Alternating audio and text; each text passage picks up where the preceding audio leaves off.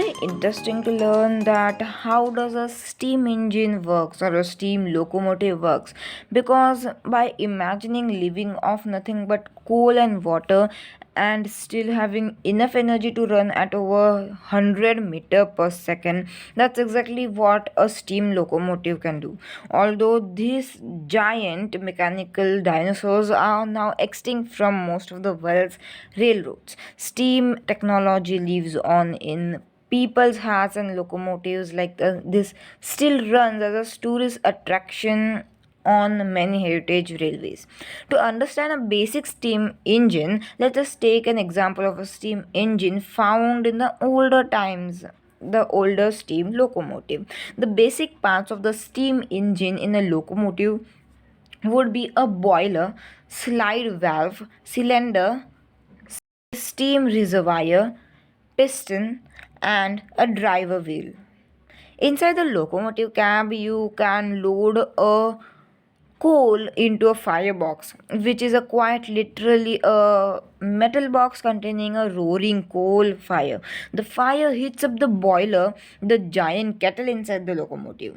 The boiler is a steam locomotive, doesn't look much like a kettle you'd use to make a cup of a tea, but it works the same way, producing the steam under high pressure. The boiler is a tank of water with dozens of thin metal tubes running through it. The tubes run from fire box to a chimney, carrying the heat and smoke of fire with. This arrangement of the boiler tubes, as they are called, means the engine's fire can heat the water in a boiler tank much faster, so it produces steam more quickly and efficiently. The water that makes the steam either comes from tanks mounted on the side of the locomotive or from a separate wagon called a tender pulled behind the locomotive. The tender also carries the locomotive's supply of coal as well as water, as I told. Now, the steam generated in the boiler flows down into a cylinder just ahead of wheels, pushing a tight fitting plunger, the piston, back and forth. A little mechanical gate in a cylinder known as an inlet valve lets the steam in. The piston is connected to one or more of the locomotive's wheels through a kind of an arm elbow shoulder joint called a crank and connected rod. As the piston pushes, the crank and connecting rod turn the locomotive's wheel and power the train along to go ahead.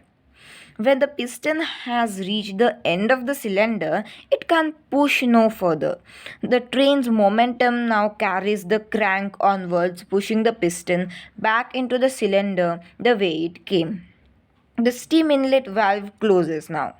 An outlet valve opens and the piston pushes the steam back through the cylinder and out up through the locomotive's chimney.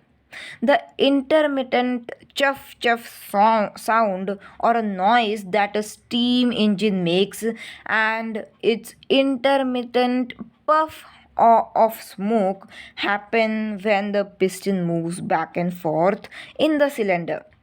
There's a cylinder on each of the side of the locomotive, and these two cylinders are fired slightly out of step with one another to ensure there is always some power pushing the engine along.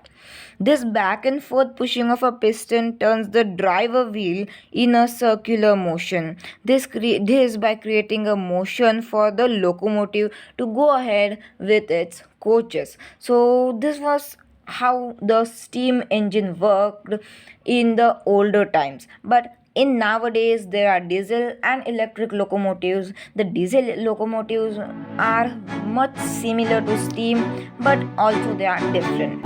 Thank you.